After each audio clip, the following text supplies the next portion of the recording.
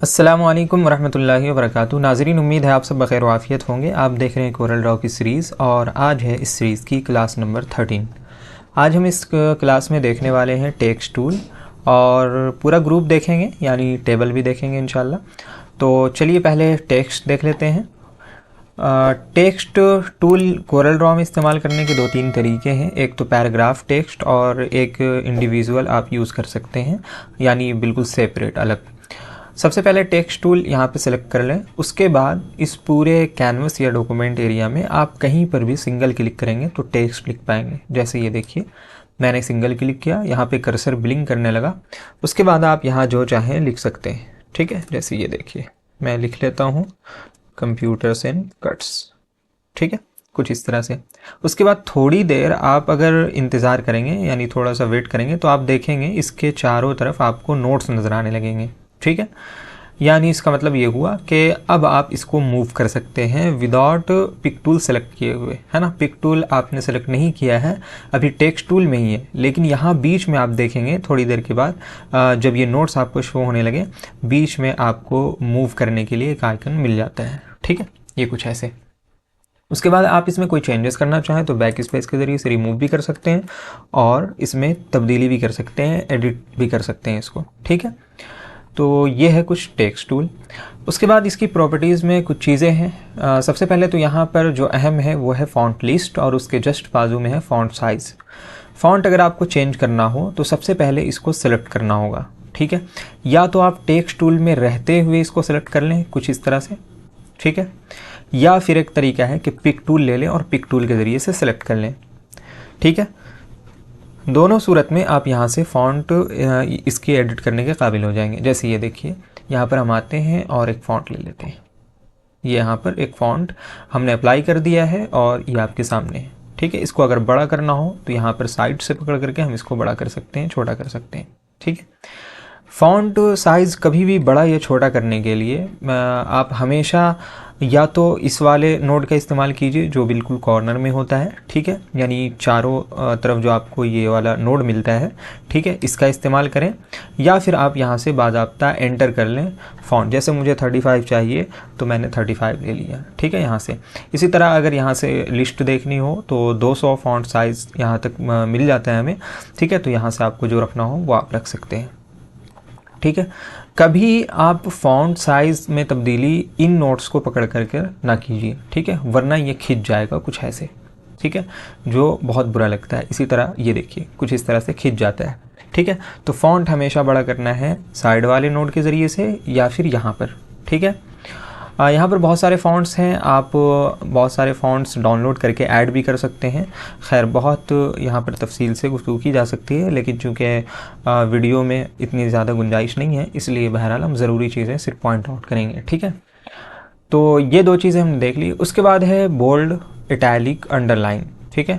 दो अभी डीएक्टिव हैं, इनको एक्टिव करने के लिए यहाँ से फ़ॉन्ट कुछ चेंज करना होगा, यानी बारीक फ़ॉन्ट कोई लेना होगा। तो हम एरियल ले लेते हैं जो आमतौर पर इस्तेमाल होता है यहाँ पर, ये एरियल, ठीक है, ये मिल जाता है हमें, ठीक है। एरियल में भी कुछ बोल्ड होते हैं और कुछ ऐसे ही रेगुलर होते हैं, सिंपल होते हैं, ठीक है। अभी यहाँ पर देखें, आपको प्रॉपर्टी में ये ऑप्शंस एक्टिव मिल रहे हैं। बोल्ड करना हो इसको आप बोल्ड कर सकते हैं कुछ ऐसे, ठीक है। इटैलिक करना हो तो कुछ इस तरह से इटैलिक में कर सकते हैं। अंडरलाइन करना हो तो अंडरलाइन कर सकते हैं। उसके बाद एक ऑप्शन मिल जाता है आपको अलाइनमेंट का, ठीक है, left, centre, right, full justify और फोर्स जस्टिफाई। इनका भी इस्तेमाल बहुत अच्छी तरीके से होता है, ख़ास तौर से पैराग्राफ में, तो उसको पैराग्राफ में ही देखेंगे।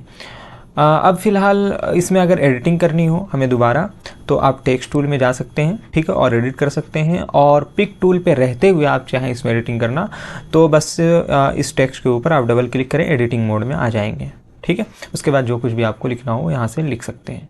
इस तरह से सेलेक्ट करके आप कलर भी चेंज कर सकते हैं। अगर आप एडिटिंग मोड में हैं और यहाँ से कलर चेंज करना चाहें तो कलर चेंज नहीं होगा, ठीक है। आपको पहले इसको सेलेक्ट करना होगा।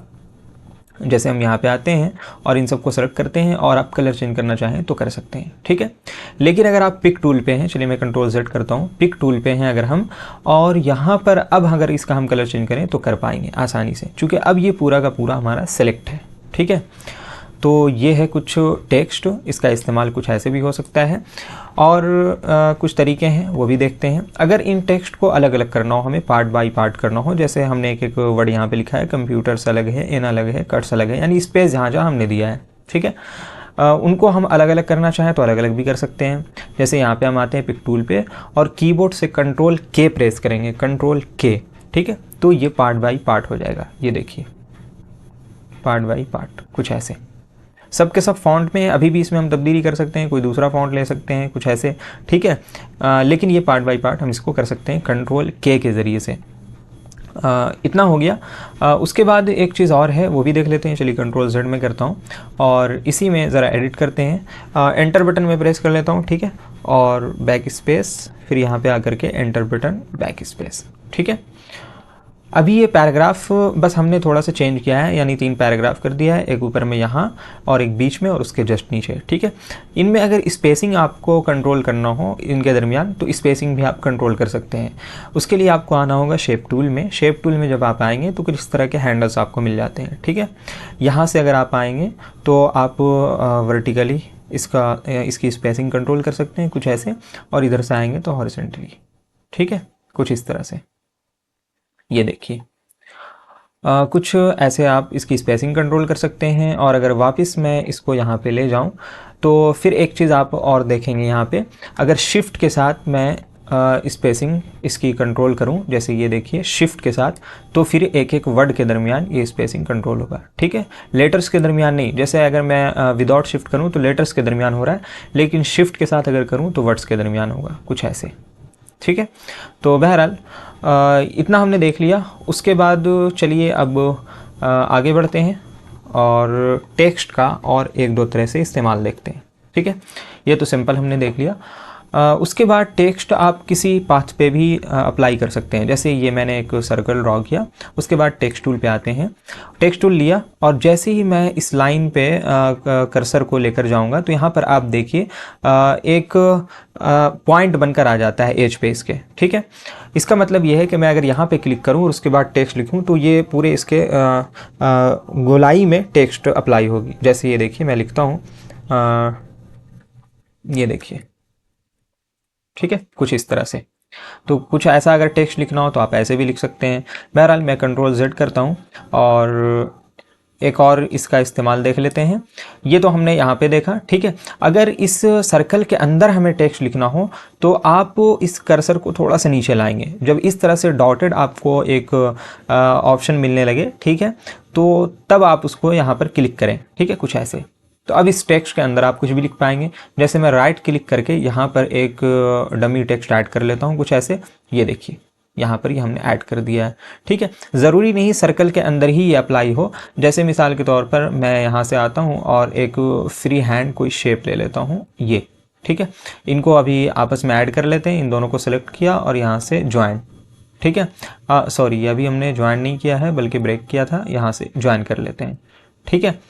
इस पे कलर फिल करेंगे, खुद पता चल जाएगा कि ये ज्वाइन है या नहीं। चलिए ज्वाइन है। अब इसके अंदर हमें अगर टेक्स्ट अप्लाई करना हो तो हम यहाँ पे आएंगे और यहाँ थोड़ा सा नीचे आकर के यहाँ पे ऐसे क्लिक कर लेंगे। उसके बाद डमी टेक्स्ट अगर ऐड करना है तो हम यहाँ से डमी टेक्स्ट ऐड कर देंगे, ठीक है।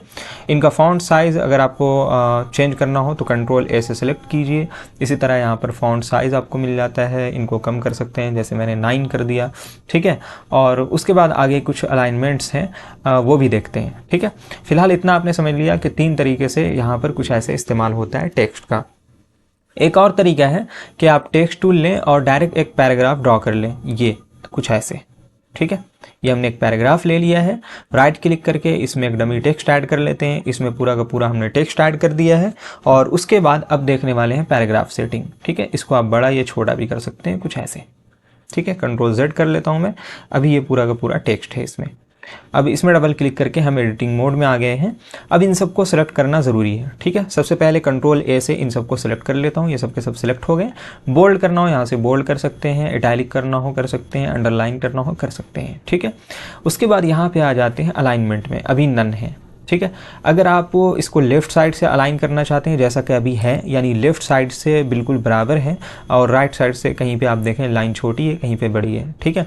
तो इनको अगर अलाइन करना चाहते हैं अगर राइट साइड से तो राइट से भी कर सकते हैं कुछ ऐसे, और अगर सेंटर से करना चाहें तो सेंटर से भी कर सकते हैं, ठीक है।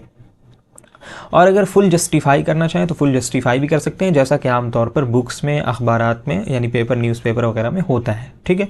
फोर्स जस्टिफाई में सारे लाइंस ये बराबर कर देता है, ठीक है, आखिरी वाली लाइन भी, इसलिए ज़्यादातर फुल जस्टिफाई का इस्तेमाल होता है, ठीक है। फोर्स जस्टिफाई पोएम वगैरह में, शायरी में, ऐसी जगहों पर इसका इस्तेमाल होता है, ठीक है। बहरहाल फुल जस्टिफाई हमने यहाँ से इसको कर लिया, ठीक। उसके बाद यहाँ पे आगे एक ऑप्शन मिलता है बुलेट्स का। अगर यहाँ पर आप मज़ीद पैराग्राफ, चलिए मैं ऐड कर देता हूँ तब आपको समझ में आएगा। जैसे मैं यहाँ से एक पैराग्राफ चेंज करता हूँ, एंटर किया, ठीक है, और स्पेसिंग ख़त्म कर लिया। इसी तरह यहाँ पे आकर के एक पैराग्राफ चेंज करते हैं, ठीक है, और राइट एरो, बैक स्पेस, ठीक है, इतना कर चुके। उसके बाद कंट्रोल ए से सबको सेलेक्ट करते हैं और अब यहाँ पर जहाँ जहाँ पैराग्राफ मैंने दिया है वहाँ बुलेट्स ऐड करना चाहूँ तो यहाँ पे क्लिक करके कर सकता हूँ। ये देखिए यहाँ पर 3 बुलेट्स ऐड हो गए हैं, ठीक है। कंट्रोल ए करते हैं। अगर बुलेट्स के बजाय आपको चाहिए यहाँ पे सीरियल वाइज चाहिए तो आप कुछ ऐसे भी कर सकते हैं। इसी तरह यहाँ पर एक ऑप्शन मिलता है कैप का। अगर आप पहला लेटर वो बड़ा करना चाहते हैं तो यहाँ पे क्लिक कर दीजिए, ठीक है। जिस पैराग्राफ में आप क्लिक करेंगे वहाँ से पहला लेटर बड़ा हो जाएगा, ठीक है। जैसे मुझे इस पैराग्राफ में चाहिए तो मैं इस पैराग्राफ में कर्सर रखूँगा और ये देखिए फर्स्ट लेटर यहाँ से मैं बड़ा कर सकता हूँ, ठीक है। तो कुछ ऐसे यहाँ पर ऑप्शन मिलता है। उसके बाद यहाँ पर इसके जो है टेक्स्ट से रिलेटेड एक प्रॉपर्टीज़ मिल जाती है पूरा का पूरा। यहाँ पर ऊपर तो कुछ चीज़ें हैं, यहाँ पर आपको इकट्ठी सारी चीज़ें मिल जाती हैं। जैसे आप यहाँ पे क्लिक करेंगे तो ये देखिए ये पूरी प्रॉपर्टी बार यहाँ से ओपन हो जाती है, ठीक है। चलिए इनको एक एक करके देखते हैं। यहाँ पर टेक्स्ट से रिलेटेड कुछ ऑप्शंस हैं और उसके जस्ट बाजू में यहाँ पर पैराग्राफ से रिलेटेड है, तो हम सब देखते हैं। यहाँ पर सबसे पहले फ़ॉन्ट नेम जो है वो है एरियल, ठीक है, ये हमारा सेलेक्ट है। फ़ॉन्ट साइज़ हमने 12 रखा हुआ है, ठीक है। और यहाँ से नॉर्मल है, यानी बोल्ड, इटैलिक, अंडरलाइन कुछ भी हमने किया हुआ नहीं है, ठीक है। ये लाइन स्पेसिंग है वही जो मैं अभी शेप टूल के ज़रिए से कर रहा था, यानी आपस में। और उसके बाद है यूनिफॉर्म फिल, यानी टेक्स्ट कलर अभी हमारा ब्लैक है। कंट्रोल ए से मैं सबको सेलेक्ट करूँ और यहाँ से कलर चेंज करना चाहूँ तो कर सकता हूँ कुछ ऐसे। ये देखिए अभी रेड हो चुका है, ठीक है। फिर कंट्रोल ए करते हैं और यहाँ पे आकर के इसको ब्लैक कर लेते हैं, ठीक। उसके बाद यहाँ पे आपको मिल जाता है एक ऑप्शन बैकग्राउंड फिल टाइप का। अगर आप इसका बैकग्राउंड चेंज करना चाहते हैं तो बैकग्राउंड भी चेंज कर सकते हैं। जैसे मैं यहाँ पे आऊँ और कलर चेंज कर दूँ, ठीक है।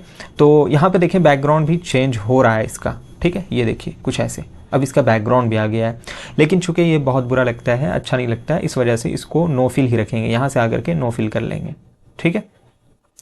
उसके बाद आउटलाइन कलर मिलता है। आउटलाइन कलर भी आप यहाँ से चेंज कर सकते हैं, कोई और चाहे तो आउटलाइन कलर भी दे सकते हैं कुछ ऐसा, ठीक है। इसकी जैसी आपको ज़रूरत हो वैसे रख सकते हैं। बहरहाल फ़िलहाल मैं इसको नो फिल कर लेता हूँ, ठीक है, नो आउटलाइन।